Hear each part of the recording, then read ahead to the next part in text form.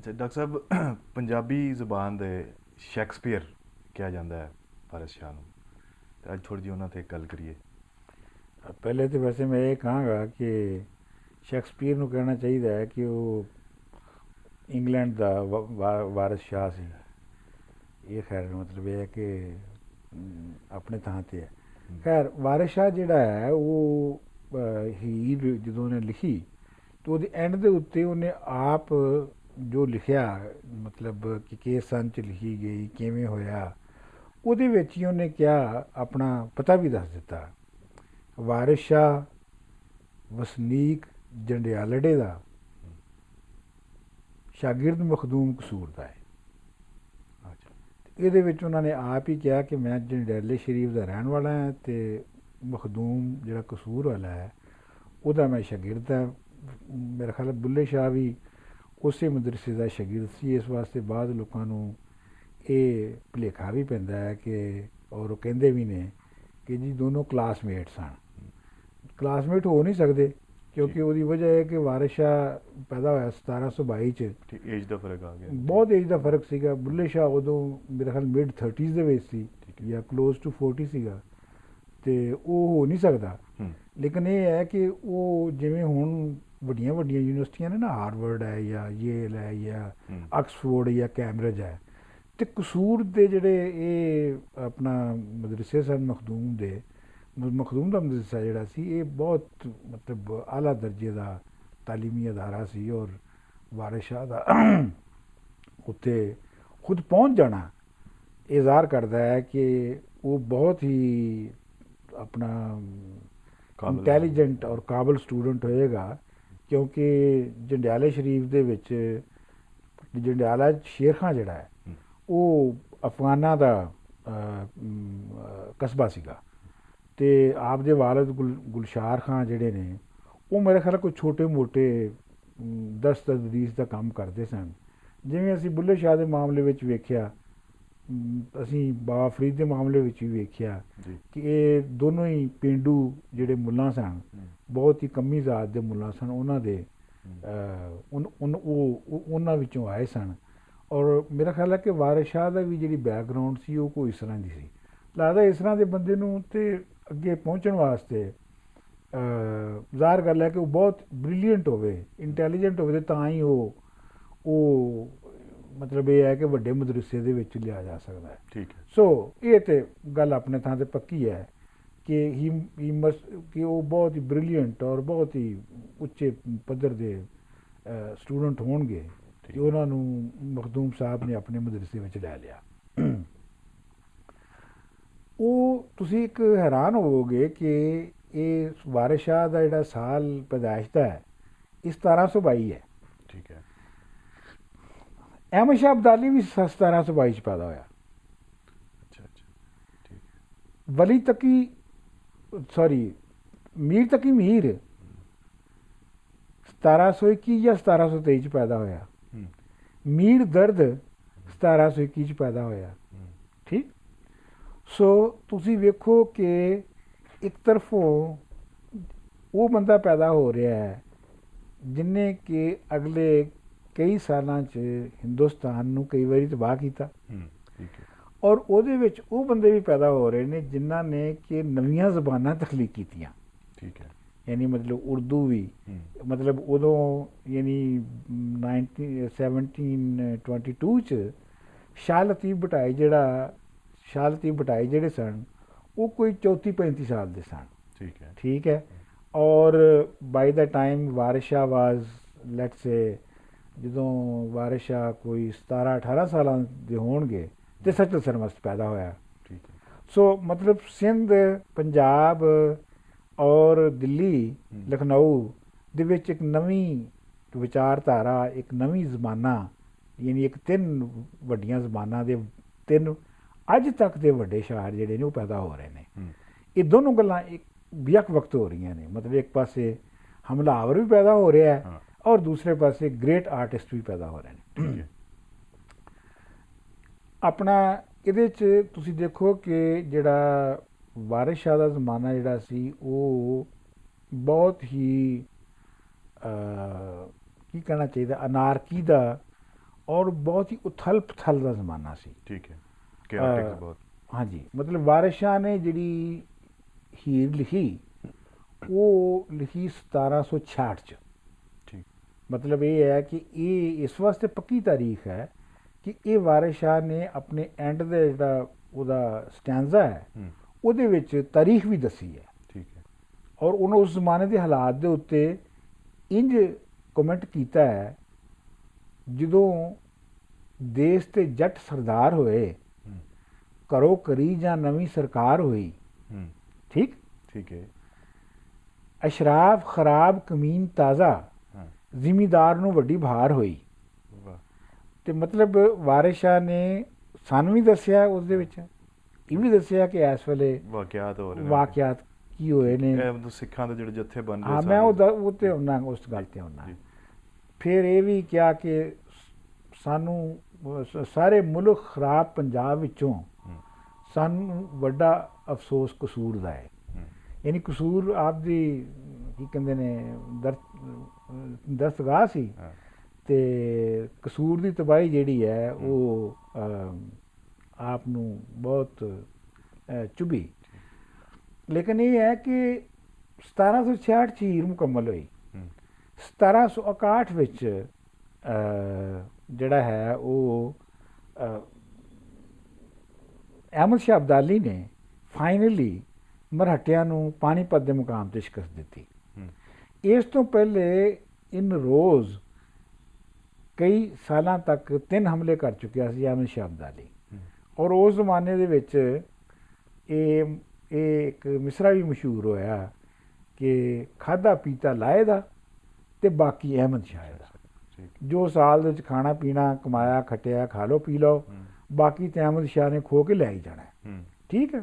ਸੋ ਮਤਲਬ ਇਹ ਜਿਹੜੇ ਧਾੜਵੀ ਅਹਿਮਦ ਸ਼ਾਹ ਅਬਦਾਲੀ ਵਗੈਰੇ ਇੱਕ ਪਾਸਿਓਂ ਆ ਰਹੇ ਸਨ, ਔਰ ਦੂਜੇ ਪਾਸਿਓਂ ਇਹ ਹੋ ਰਿਹਾ ਸੀ ਕਿ ਜਿਹੜੀ ਸਿੱਖ ਨੇ ਉਹਨਾਂ ਨੇ ਮੁਖਤਲਿਫ ਪੰਜਾਬ ਦੇ ਇਲਾਕਿਆਂ ਦੇ ਉੱਤੇ ਕਬਜ਼ਾ ਕਰ ਲਿਆ ਸੀ, ਜਿਹਨੂੰ ਮਿਸਲਾਂ ਕਹਿੰਦੇ ਸਨ। ਇਹ ਜਿਹੜਾ ਹੈ ਨਾ ਵਾਰਿਸ ਸ਼ਾਹ ਦਾ ਮਿਸਰਾ ਕਿ ਘਰੋਂ ਘਰੀ ਜਦ ਨਵੀਂ ਸਰਕਾਰ ਹੋਈ, ਜਦੋਂ ਦੇਸ਼ ਤੇ ਜੱਟ ਸਰਦਾਰ ਹੋਏ, ਘਰੋਂ ਘਰੀ ਜਾਂ ਨਵੀਂ ਸਰਕਾਰ ਹੋਈ, ਇਹ ਅਸਲ ਦੇ ਵਿੱਚ ਉਹਨਾਂ ਮਿਸਲਾਂ ਵੱਲ ਇਸ਼ਾਰਾ ਹੈ ਕਿ ਜਿਹੜੀਆਂ ਮਿਸਲਾਂ ਬਣ ਰਹੀਆਂ ਸਨ। ਹੁਣ ਉਹਦੇ ਵਿੱਚ ਵਾਰਿਸ ਸ਼ਾਹ ਨੇ ਹੋਰ ਵੀ ਉਹਦੇ ਉੱਤੇ ਕਮੈਂਟਰੀ ਕੀਤੀ ਹੈ, ਅਸ਼ਰਾਫ ਖਰਾਬ ਕਮੀਨ ਤਾਜ਼ਾ, ਜ਼ਿਮੀਦਾਰ ਨੂੰ ਵੱਡੀ ਬਹਾਰ ਹੋਈ। ਇਸ ਮਿਸਰੇ ਤੋਂ ਤੁਹਾਨੂੰ ਇਹ ਪਤਾ ਲੱਗਦਾ ਹੈ ਕਿ ਜਿਹੜਾ ਪੂਰਾ ਸੋਸ਼ੋ ਇਕਨੋਮਿਕ ਸਿਸਟਮ ਹੈ ਉਹ ਅਪਸਾਈਡ ਡਾਊਨ ਹੋ ਰਿਹਾ ਹੈ। ਉਹ ਕਿਵੇਂ ਹੋ ਰਿਹਾ ਹੈ ਕਿ ਜਿਹਨੂੰ ਪਹਿਲੇ ਜਿਹੜੇ ਅਸ਼ਰਾਫ ਸਨ ਉਹ ਤਬਾਹ ਹੋ ਰਹੇ ਨੇ। ਅਸ਼ਰਾਫ ਤੋਂ ਮੁਰਾਦ ਕੌਣ ਸਨ? ਅਸ਼ਰਾਫ ਤੋਂ ਮੁਰਾਦ ਸੀ ਕਿ ਜਿਹੜੇ ਮੁਗਲ ਹਾਕਮ ਔਰ ਉਹਨਾਂ ਦੀ ਜਿਹੜੀ ਇੰਤਜ਼ਾਮੀਆ ਸੀ, ਔਰ ਉਹਨਾਂ ਦੇ ਜਿਹੜੇ ਅਮੀਰ ਵਜ਼ੀਰ ਜੋ ਉਹਨਾਂ ਦੇ ਅਫਸਰ ਸਨ ਉਹ ਤਬਾਹ ਹੋ ਰਹੇ ਨੇ। ਅਸ਼ਰਾਫ ਖਰਾਬ ਕਮੀਨ ਤਾਜ਼ਾ, ਜਿਹੜੇ ਕਮੀ ਨੇ ਉਹ ਉੱਭਰ ਰਹੇ ਨੇ। ਠੀਕ। ਜ਼ਿਮੀਦਾਰ ਨੂੰ ਵੱਡੀ ਬਹਾਰ ਹੋਈ, ਔਰ ਜ਼ਿਮੀਦਾਰ ਜਿਹੜਾ ਉਹਦੀ ਮੌਜ ਲੱਗ ਗਈ ਹੈ, ਯਾਨੀ ਜ਼ਮਾਨਾ ਐਸਾ ਆ ਗਿਆ। ਹੁਣ ਇਹਦੇ ਵਿੱਚ ਵਾਰਿਸ ਸ਼ਾਹ ਜਿਹੜਾ ਹੈ ਉਹ ਇੱਕ ਆਪਣੇ ਜ਼ਮਾਨੇ ਦੀ ਤਾਰੀਖ ਦੀ ਜਿਹੜੀ ਇੱਕ ਮੁਆਸ਼ੀ ਹਕੀਕਤ ਹੈ, ਜਿਹੜਾ ਕਿ ਆਮ ਤੌਰ 'ਤੇ ਸਾਡੇ ਜਿਹੜੇ ਇਕਨੋਮਿਕ ਹਿਸਟੋਰੀਅਨਸ ਨੇ ਉਹ ਨਹੀਂ ਪੜ੍ਹਦੇ। ਅਗਰ ਉਹ ਪੜ੍ਹਨ ਤਾਂ ਅਗਰ ਉਹਨਾਂ ਨੂੰ ਪੰਜਾਬੀ ਲਿਟਰੇਚਰ ਪੜ੍ਹਨਾ ਹੁੰਦਾ ਹੋਵੇ ਔਰ ਉਹਨਾਂ ਨੂੰ ਵਾਰਿਸ ਸ਼ਾਹ ਔਰ ਬੁੱਲੇ ਸ਼ਾਹ ਪੜ੍ਹਨਾ ਹੁੰਦਾ ਹੋਵੇ ਤਾਂ ਉਹਨਾਂ ਨੂੰ ਬਹੁਤ ਸਾਰੇ ਇਸ਼ਾਰੇ ਮਿਲ ਸਕਦੇ ਨੇ ਕਿ ਐਕਚੁਅਲੀ ਇਕਨੋਮਿਕ ਚੇਂਜਸ ਕੀ ਹੋ ਰਹੀਆਂ ਸਨ।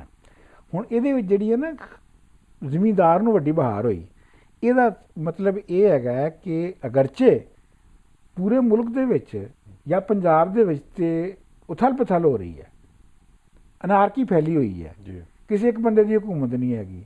ਠੀਕ ਹੈ।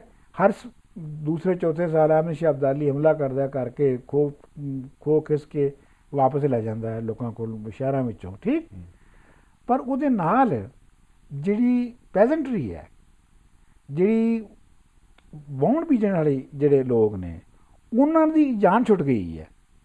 ਅੱਛਾ। ਹਾਂ, ਮਤਲਬ ਇਹ ਹੈ ਕਿ ਜਿਹੜੇ ਮੁਗਲ ਜਦੋਂ ਆਪਣੇ ਪੂਰੇ ਜ਼ੋਰ ਤੇ ਪੰਜਾਬ ਦੇ ਉੱਤੇ ਕਾਬਜ਼ ਸਨ, ਤੇ ਉਹ ਜਿਹੜਾ ਕਾਸ਼ਤਕਾਰ ਹੈ ਜਾਂ ਜਿਹੜਾ ਵਾਹੁਣ ਬੀਜਣ ਵਾਲਾ ਹੈ, ਉਹਦੇ ਕੋਲੋਂ 1/2 to 1/3 ਜਿਹੜਾ ਹੈ ਉਹ ਬਤੌਰ ਮਾਲੀਏ ਦੇ ਲੈਂਦੇ ਸਨ। ਅੱਛਾ ਅੱਛਾ ਅੱਛਾ ਜੀ।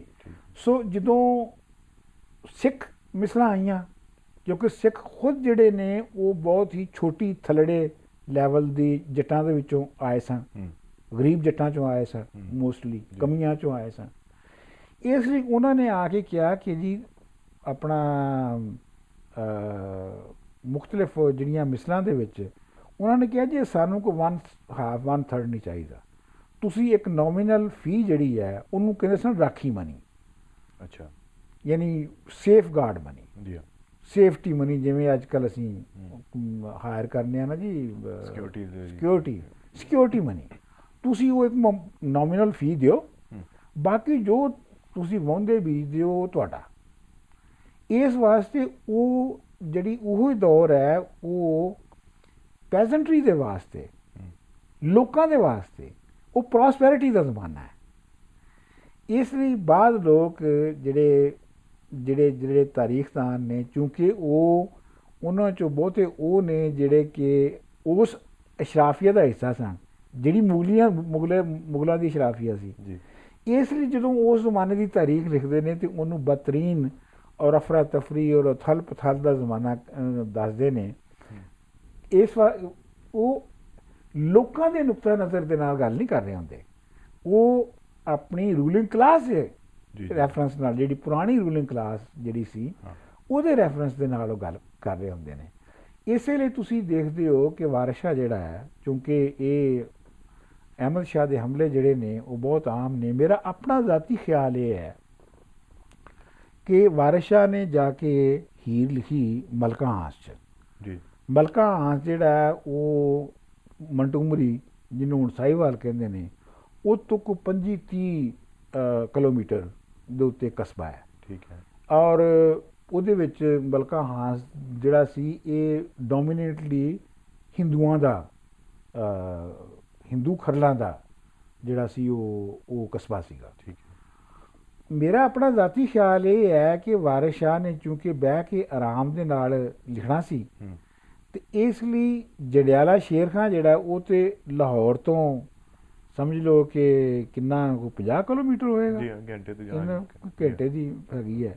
ਤੇ ਜਿਹੜਾ ਵੀ ਹਮਲਾਵਰ ਹੈ ਉਹ ਤੇ ਉੱਥੋਂ ਲੰਘ ਕੇ ਆਉਂਦਾ ਹੋਏਗਾ, ਉਹ ਲੁੱਟ ਮਾਰ ਕਰਦਾ ਆਉਂਦਾ ਹੋਏਗਾ। ਮੇਰਾ ਖਿਆਲ ਹੈ ਕਿ ਇੱਕ ਵਜ੍ਹਾ ਤਾਂ ਇਹ ਸੀ ਕਿ ਵਾਰਿਸ ਸ਼ਾਹ ਦੀ, ਕਿ ਵਾਰਿਸ ਸ਼ਾਹ ਜਿਹੜਾ ਉਹ ਜਾ ਕੇ ਤੇ ਮਲਕਾ ਹਾਂਸ ਵਿੱਚ ਬਹਿ ਗਿਆ ਔਰ ਉੱਥੇ ਉਹਨੇ ਮਸੀਤ 'ਚ ਬਹਿ ਕੇ ਉਹਨੇ ਕਿਹਾ ਜੀ ਇੱਥੇ ਹੀ ਬਹਿ ਕੇ ਲਿਖਾਂਗਾ।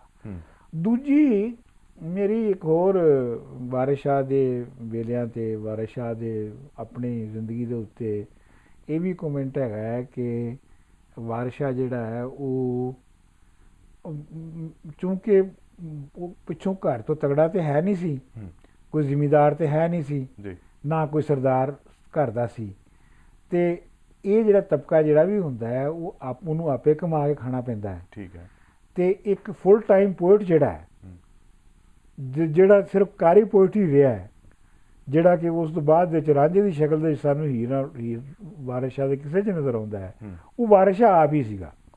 ਅੱਛਾ, ਕਿ ਮਤਲਬ ਇਹ ਹੈ ਕਿ ਜਿਹੜਾ ਮੁਕਾਲਮਾ ਹੋਇਆ ਉਹ ਮੌਲਵੀ ਦੇ ਨਾਲ, ਨਹੀਂ ਮੌਲਵੀ ਦੇ ਨਾਲ, ਜਿਹੜਾ ਭਰਜਾਈਆਂ ਦੇ ਨਾਲ ਮੁਕਾਲਮਾ ਹੈ, ਘਰ ਦੀ ਜਿਹੜਾ ਘਰ ਵੀ ਹੈ, ਕਿ ਬਈ ਉਹ ਭਰਜਾਈਆਂ ਭਰਾ ਕਹਿੰਦੇ ਹੋਣਗੇ ਵੀ ਨਾ ਤੂੰ ਕਮਾਉਣਾ ਨਾ ਕੁਝ ਕਰਨਾ ਹੈ ਤੇ ਤੂੰ ਆਪਣਾ ਵਿਹਲਾ ਬੈਠਾ ਰਹਿਣਾ। ਹੁਣ ਇਸ ਪਾਏ ਦਾ ਸ਼ਾਇਰ, ਜਿਸ ਪਾਏ ਦਾ ਉਹ ਸ਼ਾਇਰ ਹੈ, ਇਹ ਜ਼ਾਹਰ ਗੱਲ ਇੱਕ ਦਿਨ ਤਾਂ ਸ਼ਾਇਰ ਬਣਦਾ ਨਹੀਂ ਹੈ। ਠੀਕ ਹੈ। ਇਹਨੂੰ ਤਾਂ ਇੱਕ ਬਹੁਤ ਮੁੱਦਤ ਲੱਗਦੀ ਹੈ। ਇਹ ਤੇ